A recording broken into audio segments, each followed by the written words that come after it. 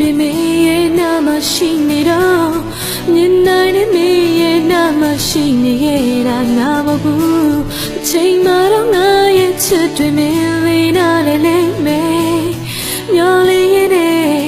ဟိုဝေးမှသာနေခဲ့မေငါချစ်ကပေးစချင်မေအပြည့်တို့ခွင့်လို့ရဲ့ရှင်